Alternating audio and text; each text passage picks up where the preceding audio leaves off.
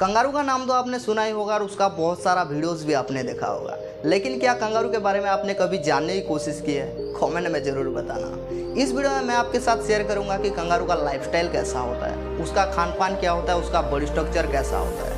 Kangaroo के life से जुड़ी हर एक फैक्ट्स को आपके साथ डिटेल में शेयर करने वाला हूँ और साथ ही कंगारू के प्रजनन के बारे में जान के आपको बहुत ही मज़ा आने वाला है। तो वीडियो में बने रहिए एंड तक और चलते हैं सीधे वीडियो की तरफ। दोस्तों, कंगारू ऑस्ट्रेलिया का राष्ट्रीय पशु है और ये सिर्फ ऑस्ट्रेलिया में ही पाया जाता है और ऑस्ट्रेलिया के अलावा किसी और देश में देखने को नहीं पाओगे। साल 2010 में इनकी संख्या लगभग 2,70,00,000 थी और 2016 तक पहुंचते पहुंचते इनकी संख्या लगभग 4.5 करोड़ तक आ गई थी, जो कि ऑस्ट्रेलिया के इंसानी आबादी से भी 2 गुना ज़्यादा है। हमारे यहाँ कुत्ते जैसे गलियों और सड़कों पर घूमते फिरते मिल जाते हैं, ठीक वैसे ऑस्ट्रेलिया पे कंगारू हर जगह पे देखने को मिल जाता है। कंगारू की संख्या इतनी तेज़ी से बढ़ने के पीछे बहुत सारे रीजन्स हो सकते हैं। आमतौर पर देखा जाए तो ये किसी दूसरे जानवर का शिकार नहीं होते। हालांकि जंगली कुत्ते, लोमड़ी और बाज जैसे शिकारी इनका शिकार कर लेते हैं, लेकिन इनके शिकार करने के बावजूद इसके आबादी पे कुछ खास प्रभाव देखने को नहीं मिलता है। कंगारू ऑस्ट्रेलिया का नेशनल एनिमल होने के बावजूद इसकी इस बढ़ती आबादी को देख के ऑस्ट्रेलिया के गवर्नमेंट ने कंगारू को मारने की इजाज़त दी है, लेकिन इसका शिकार हर कोई नहीं कर सकता, बल्कि इसके लिए एक लाइसेंस की ज़रूरत होती है। खैर छोड़ो, ये एक अलग ही टॉपिक है, इस पे कभी डिटेल में बात करेंगे। दोस्तों, कंगारू एक स्तनधारी जंगली प्राणी है, लेकिन इनकी संख्या बहुत ज़्यादा होने की वजह से ये ऑस्ट्रेलिया के हर जगह पे देखने को मिल जाता है। कंगारू एक सामाजिक प्राणी है और ये 10-15 के एक ग्रुप बना के रहना पसंद करते हैं। वैसे तो ये शाकाहारी होते हैं और घास पत्ते फूल वगैरह खा के अपना ज़िंदगी बिताते हैं, लेकिन इनमें से कुछ ऐसे प्रजाति भी पाई जाती है जो कि घास पत्ते के साथ साथ छोटे छोटे कीड़ों को भी खा जाते हैं। वीडियो के लास्ट में बात करेंगे इनके बारे में। वैसे देखा जाए तो इनके मेनली 4 प्रजातियां पाई जाती हैं, जो कि red kangaroo, east and western grey kangaroo and antilopine kangaroo. Kangaroo की प्रजाति में सबसे बड़ा कंगारू रेड कंगारू होता है, जिसका वजन लगभग 90 किलो तक हो सकता है और इसकी लंबाई 6 फीट तक हो सकती है। इसके बॉडी स्ट्रक्चर की बात की जाए तो मेनली 3 बॉडी पार्ट पे सबसे पहले नजर जाता है, उसका पैर, पूंछ और थैली। आइए इसे डिटेल में समझते हैं। इसके पैरों की बात की जाए तो पीछे का पैर बहुत ही लंबा होता है और बहुत ही ज़्यादा मजबूत होता है, लेकिन इसके आगे का पैर बहुत ही छोटा होता है पिछले पैरों के मुकाबले।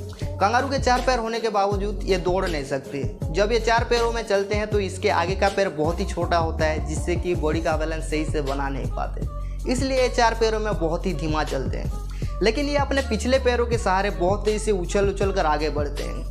नॉर्मली कुत्ते वक्त 20 से 25 किलोमीटर प्रति घंटे की रफ्तार से कूद सकते हैं और इनके हाई स्पीड की बात की जाए तो ये 55 से 60 किलोमीटर प्रति घंटे की रफ्तार पकड़ सकते हैं। एक लाल कंगारू एक छलांग में 6 फीट की ऊंचाई और 29 फीट की दूरी तय कर सकता है।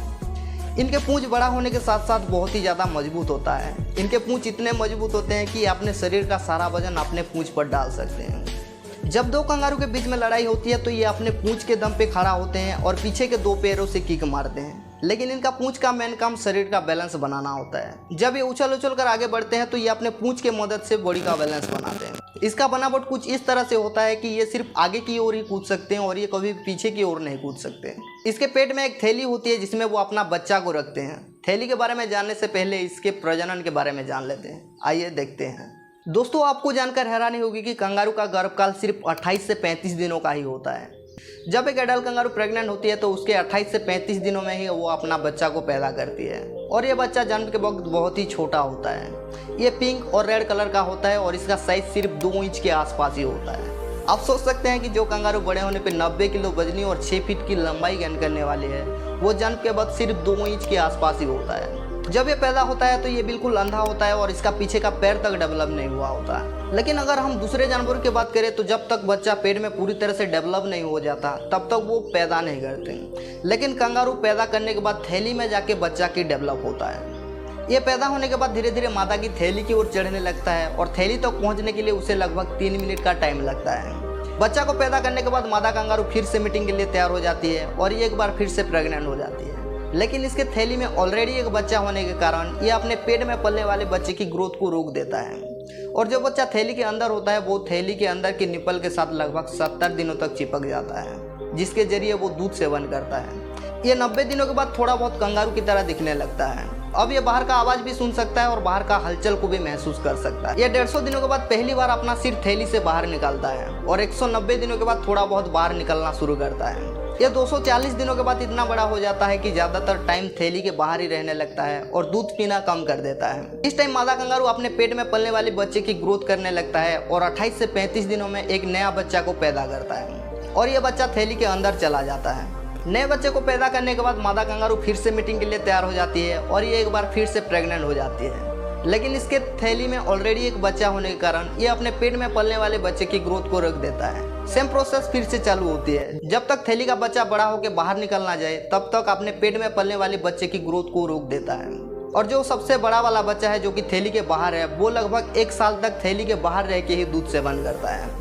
बच्चा अगर फीमेल है तो वो उसी झुंड में ही रहेगा और अगर मेल है तो वो 18 से 20 महीने के बाद अपना एक नया जिंदगी की तलाश में चल पड़ेगा।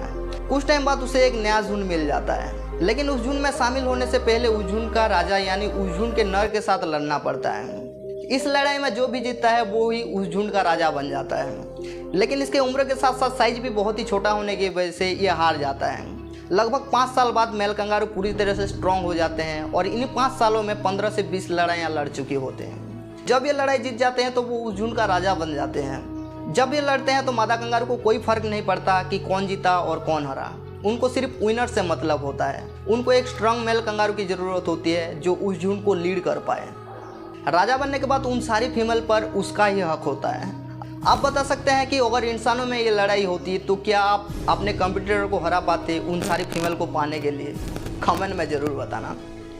राजा बनने के बाद उस झुंड का ख्याल रखना ही नहीं बल्कि अपने गद्दी को बचाने के लिए वो हर एक मेल कंगारू के साथ लड़ना पड़ेगा जो कि उस झुंड में आने की कोशिश करेंगे।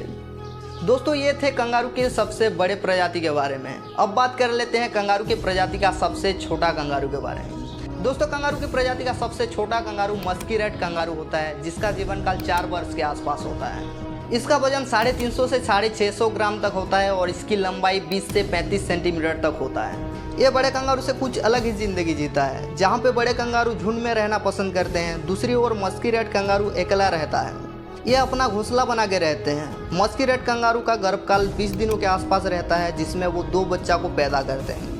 ये बच्चा 5 महीने तक माँ के थैली में रहते हैं और इसके बाद थैली से बाहर आके कुछ महीने तक घोंसला में रहते हैं और इसके बाद अपना एक नया घोंसला बना के रहने लगते हैं। क्या आपको पता है कि मस्की रेट कंगारू अपने पूरे जिंदगी में कभी भी पानी नहीं पीता? ये बड़े कंगारू की तरह पीछे के 2 पैरों से नहीं बल्कि खरगोश की तरह 4 पैरों से उछल उछल कर आगे बढ़ते हैं। वीडियो तो आपने पूरा देख लिया है। अब आपके लिए एक टास्क है। अक्सर आपने सुना होगा कि माँ अपने बच्चे के लिए जान तक कुर्बान कर देती है, लेकिन कंगारू ऐसा नहीं करता है। जब कंगारू के पीछे कोई शिकारी जानवर पड़ जाता है तो वो कुछ टाइम भागने के बाद थैली से अपना बच्चा को बाहर निकालता है और शिकारी जानवर की ओर फेंक देता है और वो अपना जान बचा के भागता है। एक माँ होने के नाते वो ऐसा नहीं करना चाहिए, लेकिन वो ऐसा करता है। वो ऐसा क्यों करता है आप कमेंट में ज़रूर बताना। तो दोस्तों, वीडियो अगर थोड़ा भी अच्छा लगा हो तो वीडियो को एक लाइक करके अपना सपोर्ट जरूर दिखाना और ऐसे ही एनिमल से रिलेटेड वीडियो देखने के लिए हमारे चैनल को जरूर सब्सक्राइब करें। तो मिलते हैं नेक्स्ट वीडियो में किसी नई टॉपिक के साथ।